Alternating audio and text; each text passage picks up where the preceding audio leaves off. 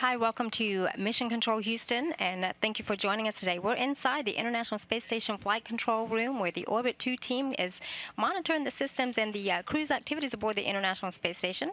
We're here today to talk with 6th to 8th grade students that are out at Huntsville, Alabama at Space Camp.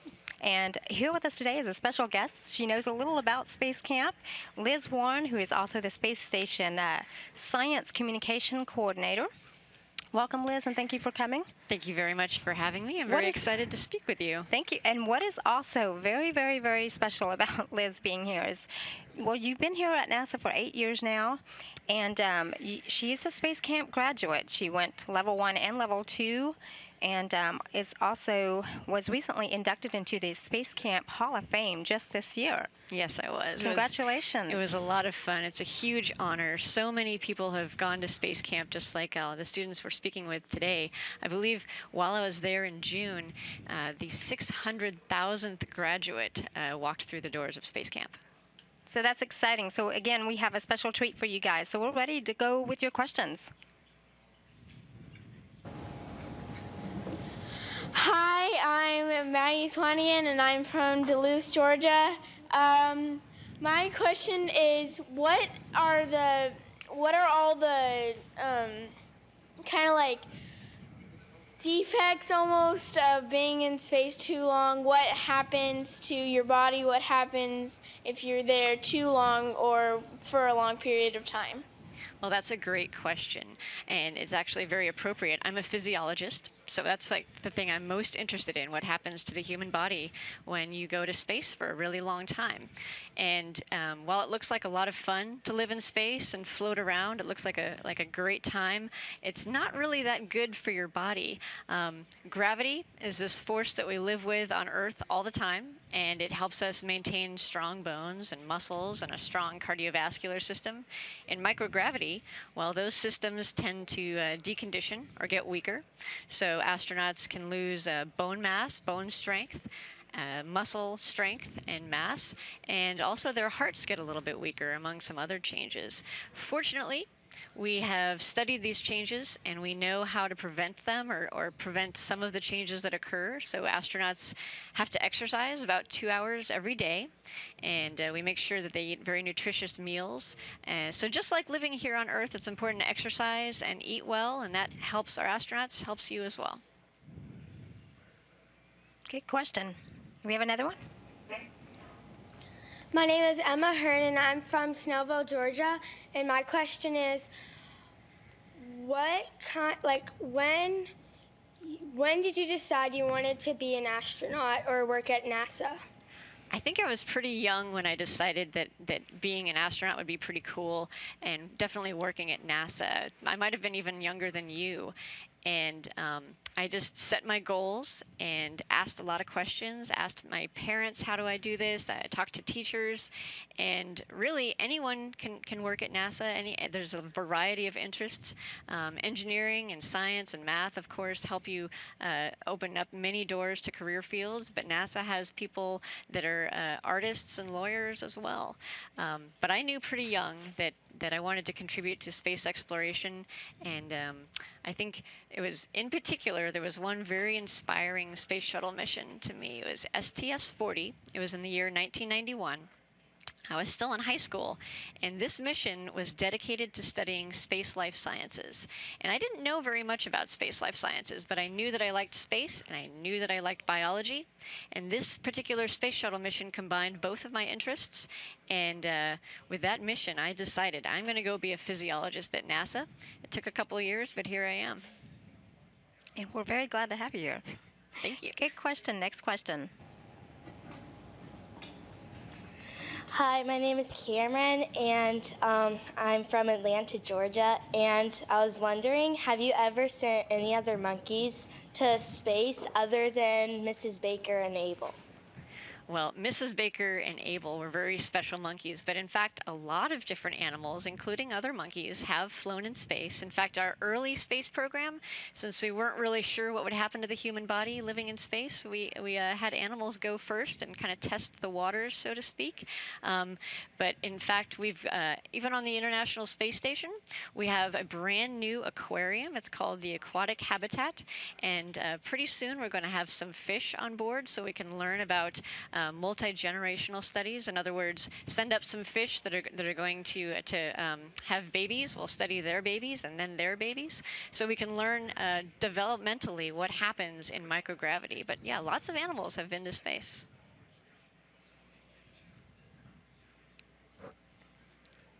Do we have another one? Hi, I'm Margaret Ann, and I'm from Duluth, Georgia. And my question is, who controls the shuttle or the rocket? Is it you or the astronauts? Well, I think a lot of the controlling of vehicles actually happens from the ground.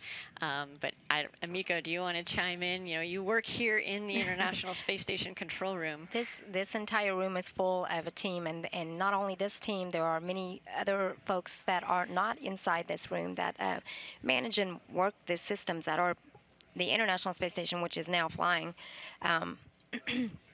230 miles above the Earth, and orbiting the Earth. How many times a day? Like 16 times a day, every 90 minutes. Yeah. Of course, the astronauts are on board. Most of the rockets to make sure that all the systems are operating nominally, and of course they have to throw switches, and certainly during landing they're having to make key inputs as well. Does that answer your question? Yeah, it's a team. There's no one person that manages all of that, obviously, and that's why teamwork is so very important to us here. And it's also something that you can probably use yourself as you continue to work on your education career, and then later in life in your career, you'll see that teamwork is very valuable in all aspects of your life. Good question. Do we have another one? I'm Kira Hoskin from Atlanta, Georgia. About how many people has America attempted to send up to space? I think total there's been close to 500 people total who have been to space, and I actually don't know the distribution of Americans versus Russians versus other countries, but that's actually a pretty small number when you consider all of the human beings that have existed on our planet. We've been sending people to space for 50 years now, which sounds like a long time probably to you, but that's just only been a very short time. So I think in the future our numbers are going to keep growing as commercial spaceflight really comes on board. In fact, there's even been spaceflight participants or tourists is a less commonly used term, but there are companies right now who are working towards sending people who just buy a ticket to space, and that's kind of a neat thing, opening up this once very restricted area to more people. So I think more people are going to go to space very soon. Very good. And as Liz said, I mean, I don't really know that distribution as well. I don't have my cheat sheet with me. However, but I have talked with several of these folks who have flown to the International Space Station, and I will tell you that they all recognize that it is a privilege and an honor to fly aboard the International Space Station, but it is something that is obtainable. And so if it's something that you aspire to do, I would encourage you to continue with your studies. That is always first and foremost. Even just to come to work here at NASA is very, very important. So continue with that, and you'll see your dreams. Absolutely. One of the key aspects of Space Camp, and one of the things that we learn at Space Camp is teamwork, the importance of being a good follower as well as a good leader. So those skills I recall learning pretty much for the first time at Space Camp and Space Academy, and believe me, those skills, those little bits that you take away from Space Camp, they're with you for the rest of your life. I still draw upon experiences that I learned at Space Camp. Absolutely. Good question. Do we have another one? Hi, I'm Matt Stone from Lawrenceville, Georgia, and my question is, what is the longest period of time that an astronaut has been in space? Matt, that's a good question. The longest time at once, like in one consecutive stay in space, was actually done by a Russian. His name is Valery Polyakov, 438 days. So well over a year, this gentleman stayed in space. We have many other astronauts and cosmonauts that, when you add up the number of stays that they've been in space, have just been tremendous. I think Sergei Krikalev has well over a couple of years, correct? Sure. There's been a number. Also, even today is a special day for the commander of the space station, Gennady Padalka. Today actually marks his 700th cumulative time in space. So yeah. So several people who have chalked up some time. Yeah. Good question. Do we have another one? Yeah, my name is Sarah, and my question is that if you could predict when humans could start going to Mars. You know, we are learning every day on the International Space Station how to live and work in space efficiently and safely. It's a very hard thing to do. Just keeping a vehicle in an operational state is very hard to do. Just yesterday, we completed a very complex and very important spacewalk because we had an electrical problem on the space station. So every day we're learning how to live and work safely in space. We're going to go to Mars. It's just a matter of time and national priority. I think if we had to go soon, we could go, but there's still a lot we need to learn. For example, just human beings, being in space for that long is really hard. There are some challenges with radiation, so there's a lot we need to learn. But I'm sure we're going to get there eventually. Good question. Do we have another one? Hi, my name is Brandon, and I live in Lawrenceville, Georgia. And my question is, how would astronauts move around and do regular everyday things with much less gravity? Well, living on the International Space Station, we say microgravity. And you can see video. I hope you're able to watch NASA TV or some of the excellent footage we have on the NASA.gov website and YouTube sites. It looks like a blast. It looks like fun. They go like float. this. It's very slow motion.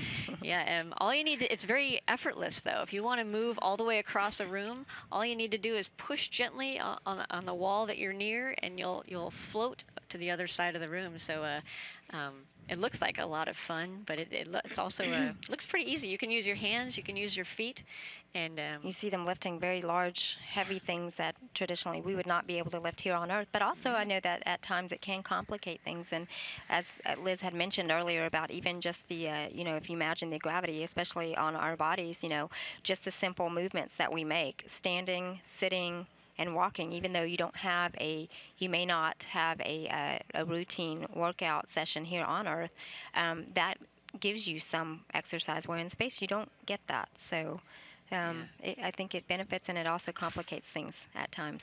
Absolutely. Good question. Do we have any more?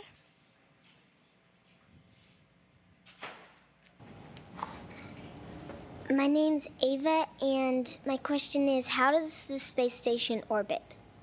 Hi, Ava. Well, once you've reached a velocity that is fast enough and you're high enough in the atmosphere or just outside the atmosphere, it stays in orbit. Now, once in a while, we have to reboost the space station. Once it's in orbit, it just goes around and around the Earth. It's constantly falling, though, essentially. And when we talk about microgravity, you can also say free fall. So the space station is always falling toward the Earth, but the great thing is the Earth is also moving away from it. So that's this neat balance between gravity pulling it down and the force of the space station and the speed of the space station carrying it away. It's a nice balance which creates that microgravity environment. But the way it stays in space is every once in a while we have to give it a little bit of a boost because there's just a little bit of friction out there, just a few air molecules, and every time the space station hits one of those little air molecules, it slows down ever so slightly. So every once in a while we have to give the space station a little extra boost, and it'll stay up there indefinitely until we're ready to take it down. Very good question. Very smart kids, I can tell. Do we have another one? Hi, my name is Reagan. I'm from Huntsville. What are the qualifications of an astronaut? Hey, Reagan. Well, the qualifications for astronauts are that they have to have an advanced education. So you got to finish college, get a Bachelor of Science degree in science, math, technology, engineering, and also usually work experience. The more breadth you have seems to be really valuable. Our astronauts have a wide variety of skill sets and experience. There are people who are marine biologists, there are geologists, there are engineers, there are there are a whole variety. There's medical doctors, so it almost seems like any career that you choose. And if you want to be an astronaut, be really good at what you do and enjoy what you're doing. Choose a field that is something you enjoy, and you'll probably excel if you're doing something that you really enjoy, and get a lot of different skills. And pilots, there are people in the military who become astronauts because of their experience flying. So there's a great great need for people with really high skill sets and abilities. Absolutely. Do we have any more? Hi, I'm Emily. I'm from Georgia. Besides exercise, what do astronauts do? Boy, astronauts are very, very busy. When I said they exercise 2 hours a day, that's crammed in the middle of a very busy day. An average day in space usually wake up around 6 in the morning. Now, when I say 6 in the morning, that's on Greenwich Mean Time. So for Houston and for Huntsville, that's about 2 in the morning. Right, or 1 in the morning, depending on if it's Central Daylight or if it's Daylight Savings Time or not. Wake up at 6, have a little bit of time for hygiene, eating breakfast, getting ready for the day, getting dressed, and then right into a conference where you speak with ground controllers here in the space station control room. You kind of talk about what's going to go on for the day, and then you get right into doing science experiments, maintenance of the space station. It takes a lot of work just to keep the space station going. Variety of space station experiments. You may be working with flame and combustion 1 minute, and then the next minute taking an ultrasound, or the next hour taking an ultrasound images of your heart. And then you may go tend to the aquatic habitat where you may have some fish. And then have a quick lunch usually. Keep working throughout the day. Maybe have another conference with a doctor or the flight director just to keep tabs on how things are going. The day usually ends with another conference where you talk about what happened during the day with the ground controllers, talk maybe about what's going to happen the next day, what worked, what didn't work. And in the middle there, I said, you have your 2 hours of exercise, and then you have a little bit of free time, and then bed. And that's a very, very busy day. The astronauts have a tremendous workload, and almost every minute is accounted for. Very busy day, and it's every day. Every day. They get a little time to talk to their families on the weekends, and they can make a phone call here and there. Yep. But otherwise, they're extremely busy. There's 6 people on the International Space Station, and they're working very hard. So you can imagine how much work is getting done. Very good question, and I think we have time for another one. Do we have another one? My name is Abigail, and I'm from Huntsville, Alabama, and I was wondering, have there ever been any problems with this rocket ship or anything that happened that wasn't supposed to happen? Well, absolutely. Space travel, Abigail, is difficult. We've been doing it for 50 years. We're still learning. There have absolutely been some challenges to overcome. We've had some accidents along the way. We've lost some people, and that's very hard. It's something that we accept in the space business, though. We go into this knowing that we're pushing the very boundaries of human ability. And when you're exploring and you're pushing boundaries, there's going to be some losses, and we've had some very sad losses. But it also gives NASA an opportunity and our international partners to really shine too, because when you overcome a challenge, it really feels good. Like I mentioned earlier, just yesterday, there was a very, very difficult EVA. That's a spacewalk that was performed that fixed a really serious problem with power. That it was basically cut the space station's power by about half, essentially. So every day we're having challenges almost every day, and when we overcome those challenges, it feels really good, and it helps us to learn so that we can do better in the future. And maybe one day get to Mars. I believe it. We will. Next question. What was the first mission they ever worked on? Me personally, I was doing research as a college student. The first mission I helped with was STS-84. And this experiment actually went to the Mir space station. It launched on the space shuttle, went to the Mir space station, and stayed there with astronaut Mike Foale. And it was a little experiment that studied circadian rhythms or sleep and how well astronauts may learn how to sleep better and how light affects how well they sleep. And actually, the experiment was on little beetles. We launched little beetles and little miniature holding canisters, and that was the first mission that I worked on. And I've been working ever since on a whole bunch of missions. It's been a tremendous honor, and I love doing it every day. And if it's something you want to do, just keep working at it. It's sometimes there's obstacles to overcome in school or in your personal life. I was very, very happy and lucky that I knew what I wanted to do, so I just set my goal and I worked toward it steadily. Do you have another one? My name is Jemin and I'm from Ohio. And how did the people know where to land Curiosity on Mars? Wow, I don't even know the answer to that question, but I can guess.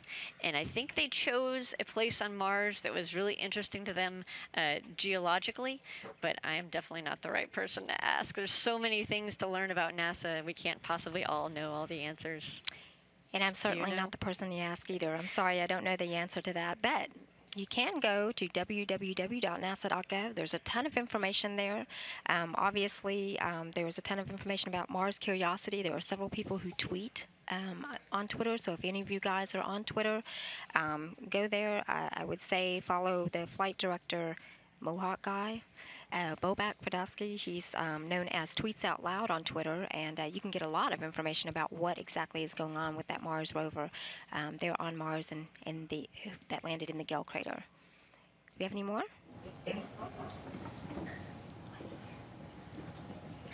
Hi, I'm Nicole. I'm from Stone Mountain, Georgia, and I was wondering how it felt when you had a successful landing from either a human or an animal, and like they came back and they went there with no problems. Well, that mission that I mentioned earlier, STS-84, being that it was the first mission that I worked on personally, it was tremendous. I had watched a lot of space shuttle missions launched before that, and just watching those missions happen, very exciting and thrilling. But when you have a part, when you're playing a part or a small role, it really gives you tremendous satisfaction. Everyone here at NASA, pretty much everyone has a very small role for the most part. And when you add up all those people working together, you can do tremendous things. And you know, the astronauts, they're just the most visible pieces of a mission, but there's thousands of people working every day to make sure that we're successful, and all those thousands of people, I get tremendous self-satisfaction knowing that I'm helping just the littlest bit, and that makes me feel really good. It just makes you feel just good inside. And I think that's an overall the consensus here. I honestly at landing, you know, I've seen many missions land, and I can tell you every time we land and we have a successful mission, I get goosebumps. I get excited. It doesn't change. I never become desensitized where I think, yeah, I've seen it once, I've seen it all. Every mission is different, and every mission is special, and everyone involved in that is very special and unique and important to us, as well as the mission as well. And so yeah, it's very important to us, and I think of course we feel elated when we know that we nailed it. Next question. I'm Caitlin and I'm from Georgia, and I was wondering about how many different types of animals have you sent up to space? Well, personally, let's talk generically. Boy, there's been fish, there's been monkeys, there's been insects, there's been mice and rats. I would say at least 10, probably, different types of animals have been in space, and we can study them and learn from them as well as from our astronauts. So I think. Yeah, quite a few critters have gone up into space. So, along with our people critters. I think that's about all the time that we have. That was the last question. We really appreciate you guys coming out and joining us. Again, we are inside the International Space Station Flight Control Room in Mission Control Houston. Thank you. Bye, guys.